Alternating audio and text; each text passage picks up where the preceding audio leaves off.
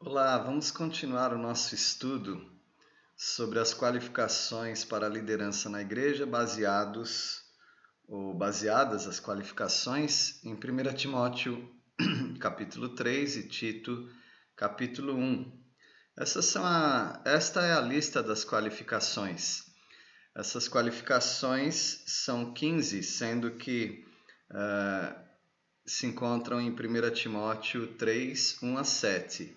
Em Tito 1, 5 a 9, não são qualificações inéditas, são as mesmas qualificações. Portanto, estudando 1 Timóteo capítulo 3, nós já temos todas as qualificações exigidas para a liderança da igreja.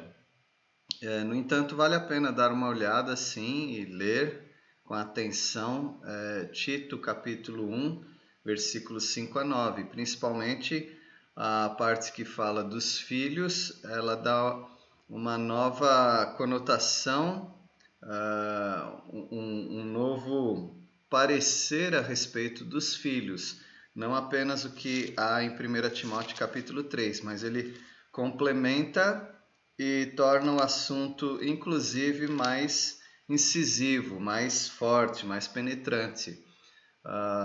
Então, talvez olharemos em Tito capítulo 1 apenas ao tratarmos dessa qualificação sobre família. A lista das qualificações, essa que se encontra aqui. Ele deve ser irrepreensível. 1 Timóteo capítulo 3, versículo 2 diz: é necessário, portanto, que o bispo seja... Aí começam as qualificações. Irrepreensível. Por irrepreensibilidade, nós não queremos dizer que o líder não peca. Deus sabe que todas as pessoas pecam, inclusive os líderes também pecam.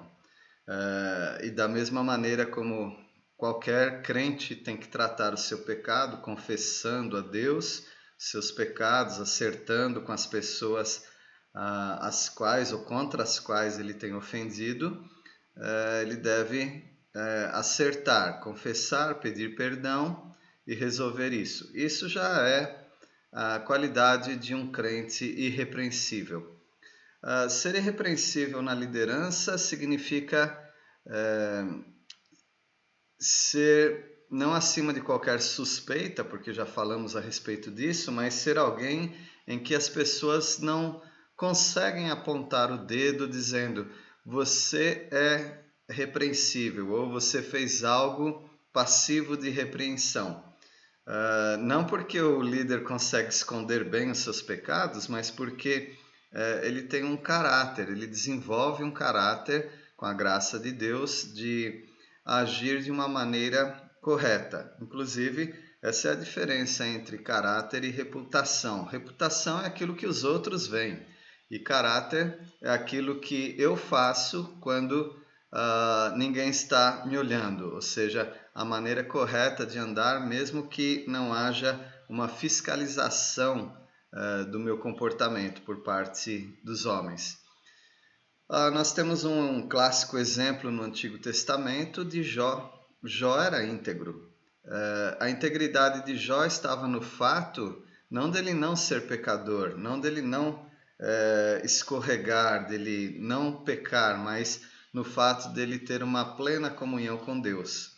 Nós notamos Jó, por exemplo, oferecendo sacrifícios a Deus em favor dos filhos, não por pecados específicos, mas se porventura os filhos tivessem pecado. Então ele queria manter uma margem de segurança para a sua própria família. Então ele era irrepreensível. E manter margem de segurança é muito importante no exercício da liderança na igreja, porque há certas práticas que elas não são pecado em si próprias.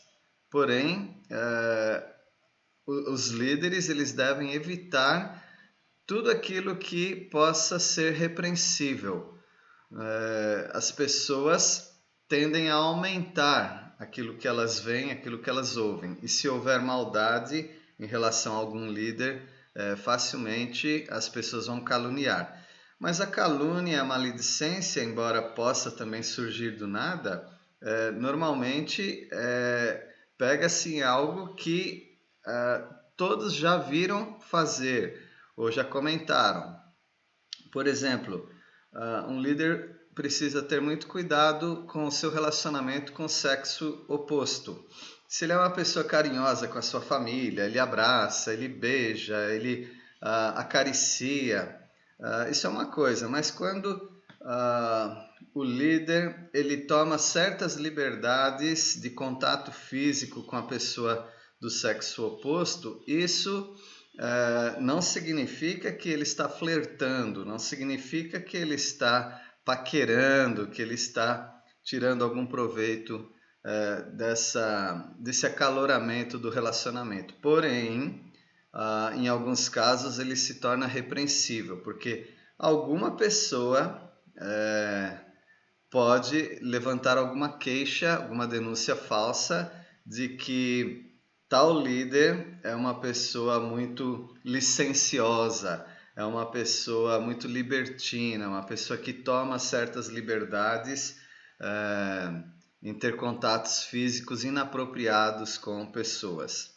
Então é muito arriscado que um líder facilite a situação, tendo situações em que pessoas podem ou possam comentar.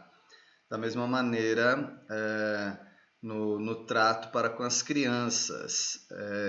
Todas as crianças gostam de líderes, porque são comunicativos, são brincalhões, são atenciosos, e as crianças gostam disso. Então as crianças vêm, abraçam, pulam, e isso é saudável.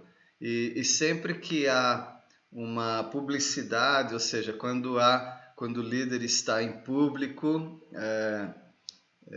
ele não tem o que esconder. Porém, ele deve tomar cuidado com certas situações, com pessoas do sexo oposto, pessoas jovens, pessoas ou crianças, para que ele não entre numa situação de repreensão ou de dúvida a respeito do caráter e da moralidade dele. É claro que eu falei a respeito de essa questão de liberdade, moralidade, na questão física, mas tem muitos outros aspectos que um líder pode se tornar repreensível. Por exemplo, não é errado em si próprio a prática de fazer uma prestação. Eu acho que ninguém é disciplinado de uma igreja porque ele comprou algum produto em prestações. Agora, o líder precisa tomar muito cuidado, porque se ele começa a ter essa prática de tudo que ele quer ele compra, ele faz um crediário, ou ele compra fiado de amigos, de pessoas do comércio que ele conhece, pode ser que em algum momento ele se enrosque nas finanças e aquilo se tornaria para ele um alvo de ataque de certas pessoas e ele se tornaria repreensível. Então, mencionei aí duas áreas importantes, a área moral e da aparência e a área das finanças, mas tem muitas outras áreas e cada pessoa precisa andar com Deus sabendo como que ele está lidando com essas questões. A outra qualificação encontrada em 1 Timóteo capítulo 3 é que ele tem que ser esposo de uma só mulher. Nós sabemos que no passado, por exemplo, até nas igrejas gregas, havia uma dificuldade de ver um líder viúvo casando-se novamente, mesmo que fosse com uma pessoa crente no Senhor. E nós sabemos que a palavra de Deus não proíbe isso. Um líder ou qualquer crente que fique viúvo, ele está livre para se casar novamente.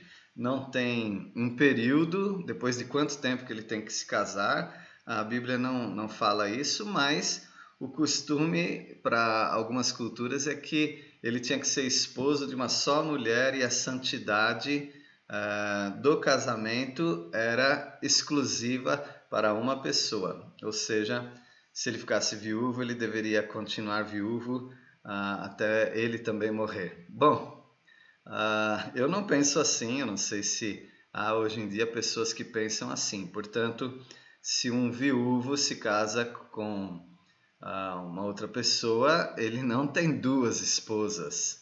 Ele simplesmente ficou viúvo e casou com uma outra pessoa, conforme Romanos capítulo 7, embora o assunto não era aquele em Romanos capítulo 7 de casamento, mas a ilustração é muito bem colocada e dando uma liberdade para que quando o cônjuge morre, então aquele cônjuge que está vivo, ele está livre para se casar novamente. Então não se trata disso, esposo de uma só mulher. Haveria outras questões a respeito de divórcio. Então, se uma pessoa se divorciou, ela se separou, por seja lá quais forem as razões, e ela se casou novamente, não com a mesma pessoa, se reconciliando naquele casamento, mas casando com uma outra pessoa, então nós diríamos, ou a palavra de Deus diz que ele tem duas mulheres. A gente não vai ficar atacando ninguém a respeito disso, mesmo porque as pessoas crentes que são divorciadas e casadas, elas já sabem a limitação dela. Então, me parece que a igreja deveria evitar ter um divorciado na liderança. Surgem algumas questões, muitas questões. Uma delas é se esse candidato a líder ou líder, ele foi a parte ofendida num relacionamento, numa traição ou em algum abuso, seja lá o que for, e houve um divórcio. Ele está livre? Bom, é muito difícil provar a respeito de inocência de pessoas, mas a Bíblia ela não coloca esses pormenores, ela simplesmente diz que deve ser esposo de uma só mulher. Seria ridículo dizer também que ele tem que ser esposo de uma só mulher de cada vez, ou seja, no momento ela é a minha mulher. Depois ele se divorcia, casa com outra, no momento essa é a minha esposa. Não, isso daí é claro que seria uma distorção até do próprio bom senso. Esposo de uma só mulher quer dizer uma pessoa que se casou e exceto pela morte, ele não vai se separar e contrair novas núpcias e se tornar líder. Alguns dizem que ele deveria ser casado. Eu tenho minhas dúvidas a respeito disso. Embora uma pessoa casada, teoricamente, seria uma pessoa mais experiente, mais experimentada, mas isso necessariamente não é uma verdade absoluta. Nós sabemos que há solteiros ou solteiros porque não conseguiram um casamento ou porque não querem um casamento, mas são pessoas castas, pessoas obedientes a Deus, pessoas sábias e pessoas que contribuiriam muito na liderança. Veja bem que se uma pessoa ficar muito firme nesse argumento de que tem que ser casado, não pode ser um solteiro, e isso cada igreja, cada diretoria, assembleia da igreja decidirá, mas isso é apenas uma opinião. Se ficarmos muito firmes na questão de que ele tem que ser casado, obrigatoriamente, com esse argumento, você tem que dizer que ele tem que ter filhos também. Sim, porque o texto da qualificação diz que ele tem que governar bem a casa. E em Tito capítulo 1 diz que ele tem que ter filhos fiéis ou crentes que não sejam acusados de dissolução. Então, obrigatoriamente, se ele tem que ser casado, obrigatoriamente ele tem que ter filho também, porque está nas qualificações. Mas eu interpretaria de maneira diferente.